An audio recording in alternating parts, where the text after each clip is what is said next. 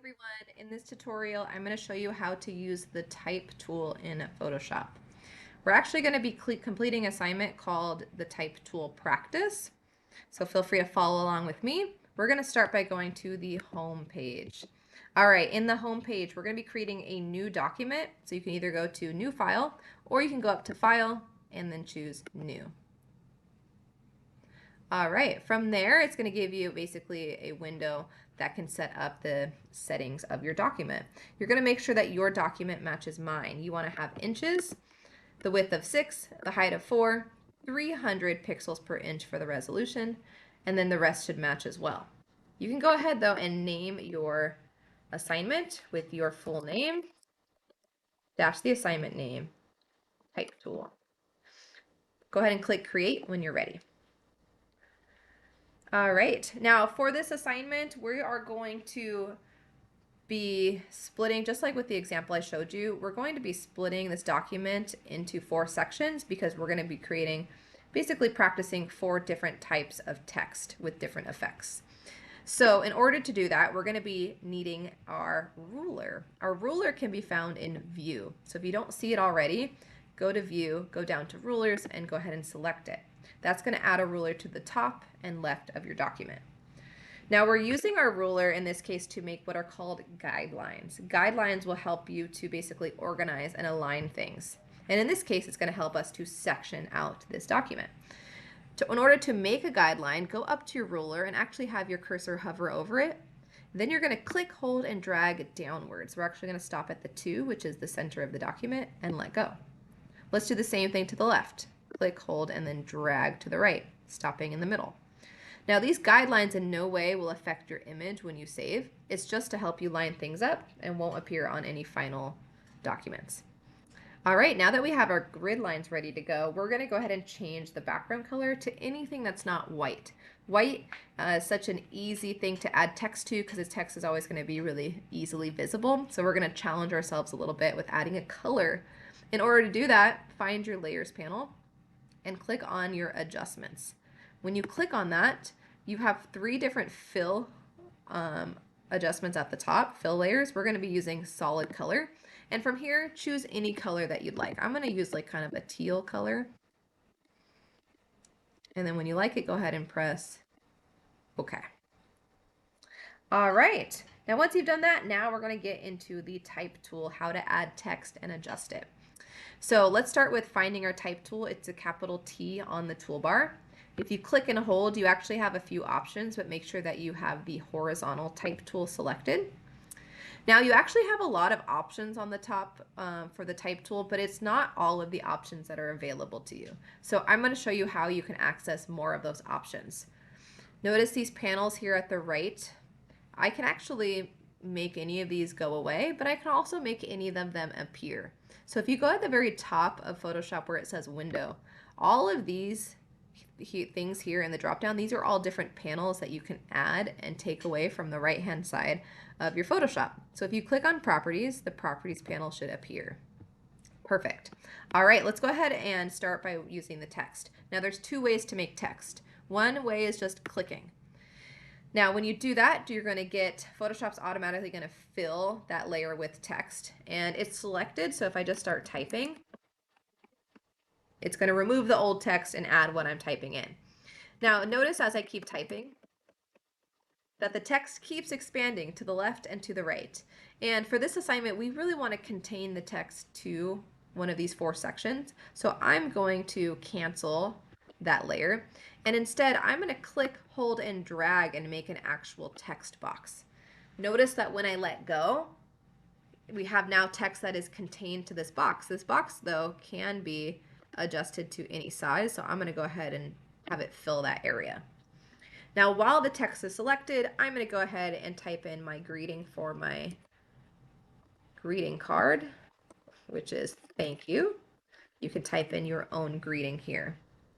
All right, now we're going to use the properties panel to make some adjustments to this text. Now you may not need to use all of these different property options every single time, but it's good to know what they do. So I'm going to start by selecting this text. So I'm still using the type tool. And if I click and hold and drag over my text, I can select it. You could also just hit Control A to select all of the text in your text box. That works too. And then we're going to head over to the properties panel. I'm going to show you a couple things in here. Anything that I don't show you, feel free to use and try out, but I'm just going to show you some of the basics. So the first thing is the font. So where it says always in my heart, if I click that arrow down, these are all the different font options that Photoshop gives me. I actually have some extra fonts because I've installed a lot of my own fonts from the internet. But you can choose any font you would like. I'm going to go ahead and select one. Now this one, Charlotte, I actually got from online. So I'm going to show you how you can install a new font. If you are not interested in installing a new font, go ahead and skip ahead to the next step. If you are, here we go. We're actually going to use a website called 1001freefonts.com, and it looks like this. Now the way that this works is that you have basically in alphabetical order the fonts organized by a category, maybe a theme or a style. So if I'm looking to find a text that looks three-dimensional, I can click on that 3D option. And this website is going to give me all kinds of different font options, usually hundreds of different fonts. So as I scroll down, notice that there are 73 pages alone of just three-dimensional fonts. So as I kind of scroll through and I like one, I can pick any of these to download. All right, I actually kind of like this wedgie one, so I'm going to click download. All right, once you've downloaded, you're going to go ahead and open that folder. If yours doesn't pop up like this on your internet browser, just go ahead and open up your File Explorer and you'll find this folder in Downloads. But I'm going to go ahead and open that folder up, and this is what it looks like inside. Now this particular font only has one document, one file in here. Sometimes you have multiple files, sometimes 2, sometimes up to 6, but you're looking specifically for where it says true type font file. If you have multiple files in there that are labeled as a true type font file, you're going to need to do this for all of them. So I'm actually going to give it a double click to open it up, and it's going to look like this. This is giving you a little preview of what that font looks like. And all we have to do is click install. And once this little box goes away, your font has been installed. We can exit out of this window and this window and even this window and get back into Photoshop. Now that font was called Wedgie. So while my text is still selected here, I'm actually going to go ahead and find that font here. I could either type it in or I could find it in my list in alphabetical order, which is right here. So I'm going to go ahead and click on that. Now, one of the requirements for this assignment is to use a different font for each of these sections. So that's going to be my first one. We also want to make sure that the text fills the space and that the text is aligned well. No big gaps between the words and the letters. So I'm going to show you how you can adjust those. So let's start with the size.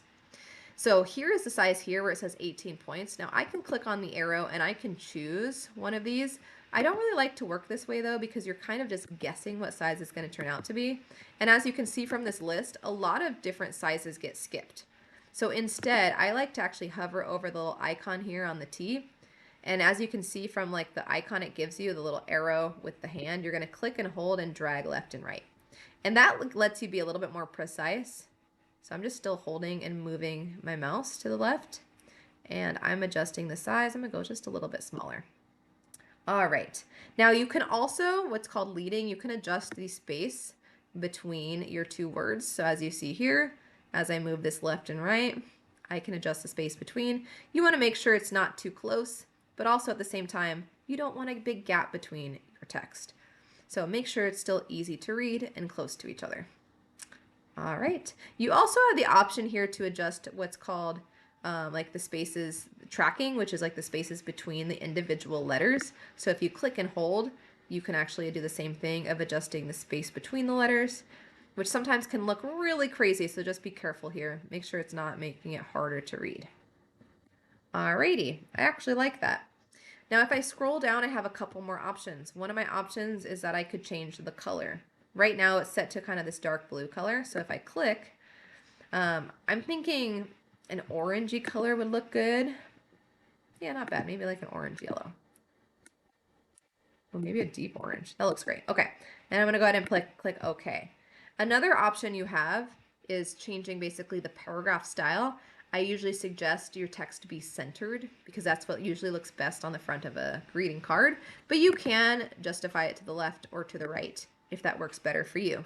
But I would suggest centering it. Now I'm going to take my move tool and just in general center my text in this box that I've made. There we go. And already that is looking really good. So I'm going to go ahead and do the same thing to all of these boxes. But this time I'm going to be using completely different fonts and completely different colors, but still doing the same thing of making sure that my text is easy to read and evenly spaced, large and center in each of these sections.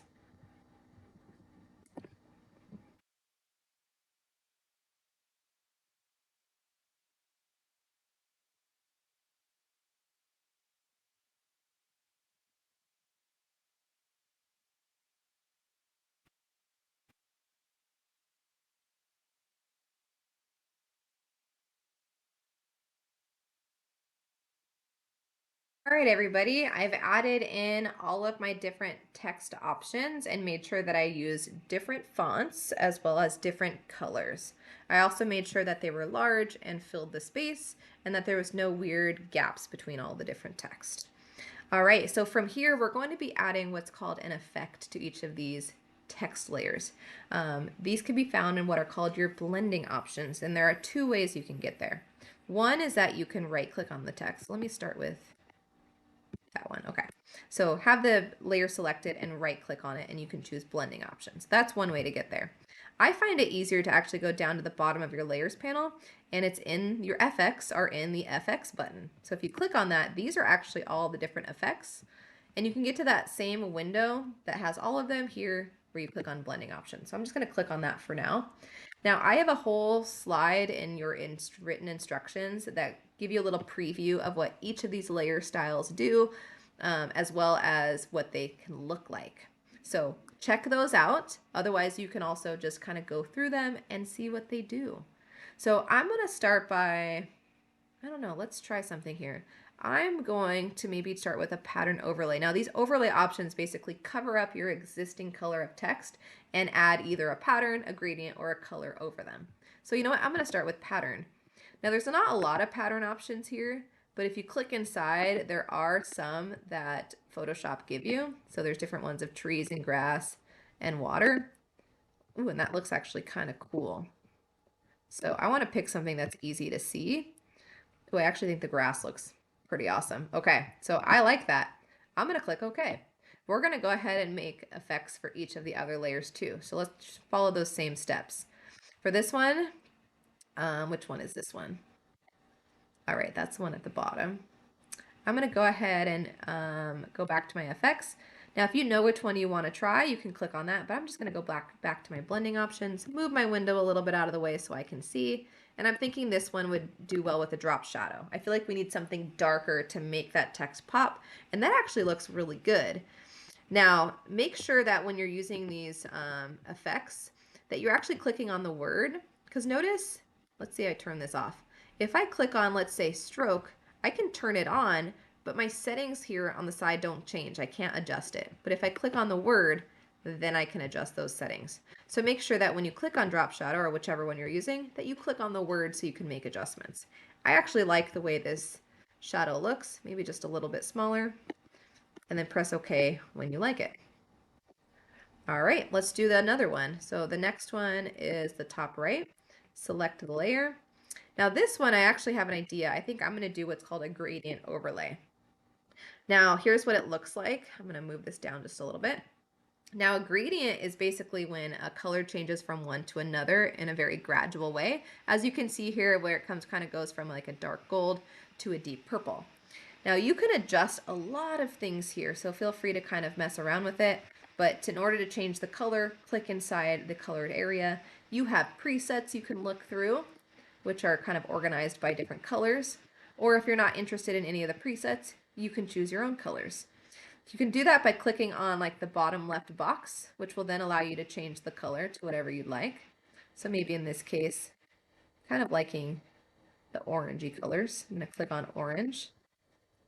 And I actually like the purple, but if I wanted to change it, I would click on that box here and then change the color of purple. But I'm actually going to keep that and press OK. Now you could do some other things here. You can change the style, have it like radial, it starts in the center. Again, all of these do different things. So feel free to mess around and find one that you like. I actually kind of liked the reflected version. All right, once you like it, hit OK. And now we have one more to do on the bottom left layer. This one, I think I'm going to be adding a glow. So I'm going to go to my effects and I'm going to do what's called an outer glow. There's also an inner glow option, but the outer glow is going to go outside of the text, as you can see here. And the blue actually looks pretty good. I'm not mad at that at all, although I can change the color and how light or dark that blue is. Maybe I'll darken it a bit. All right. I'm happy with it, so I'm going to press OK. All right, now we're almost there. You've already learned how to add a text box, change the font, the size, the spacing between the letters themselves and the words, and also centering your text. You've also now learned how to add effects using your blending options. And now we're going to learn how to do two more things. One of them is warping text. So I'm actually going to warp this one here on the right. You need to do this to at least one of your text options. So make sure you're on your type tool, click in the center, and then right click. When you do that, you get this warp text option. Now nothing happens right away until you go to change the style. There's a lot of different types of warping that you can do. So these give you all kind of different effects. Actually, I like the wave. There's also the traditional arc here. And you can adjust how much the arc bends and any sort of other distortions. I'm liking the little wave, so I'm going to be using that. I'm going to press OK. There you go. That's how you warp a text. Easy as that. All right, the last thing that we're going to learn how to do is we're going to be creating a shape behind our text to make it really stand out. Sometimes you have a really busy background when you apply a text, and by adding a shape behind it, you can really make that stand out. So let's find our shape tools. They can be found below our type tool, and if you click and hold, you can see that you have actually a lot of different shapes here. You even have the custom shape tool where you can make your own. There are some presets here, which I'm not sure how useful these would be for this assignment, but they could. All right, but I'm going to be using just maybe a rectangle. Alrighty. Let's see. I'm going to go ahead and oh, keep in mind you have options. Now I haven't shown you this before, but I'm really wanting a rectangle with rounded edges because I'm going to be adding it behind this, and I think this text kind of has a roundness to it that I like. So you have the option here to kind of round your corners. And I'm pretty sure you can do this after you make the box as well, but I'm going to go ahead and set it now. So I'm going to go ahead now, click, hold, and drag, and notice how my rectangle already has the curved edges. That's from that 15-point radius. And I'm pretty sure that if I change it, and I adjust it now, well, maybe not.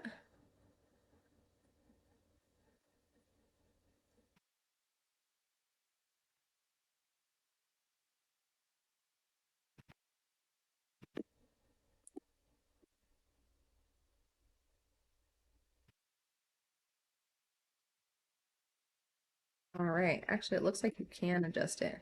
You can actually adjust it by corner. So it's easier to adjust it at first, but otherwise just make these four match. Oh no, they match automatically. Look at that. All right, so you actually can change it anytime you'd like. Alrighty, I like that. Okay, now right now this shape is blocking my text, so we're gonna take that and move it underneath the right layer. Alrighty, I'm gonna drag it down. Okay. Oop, too far. Now it's behind my background. Alrighty. Now, as you can see, it gives me a little background. I'm thinking it actually is making it a little bit hard to see, so I think we need to change the color. Now, in your properties, not only did we change the edges, but we can also change what's called the fill color, which is the color of the rectangle. And I'm thinking something lighter, maybe like white. Let's press OK. All right, unfortunately it doesn't change them automatically, but the white does make it stand out better. Now right now it gives you like an automatic outline, which you can change here. It's called stroke. So if you click on that, you can actually make that a specific color, or you can get rid of it here. All right, you can always change the size as well. and placement. I actually think that looks pretty good. I'm just going to go ahead and move my text a little bit so that it's centered in the box.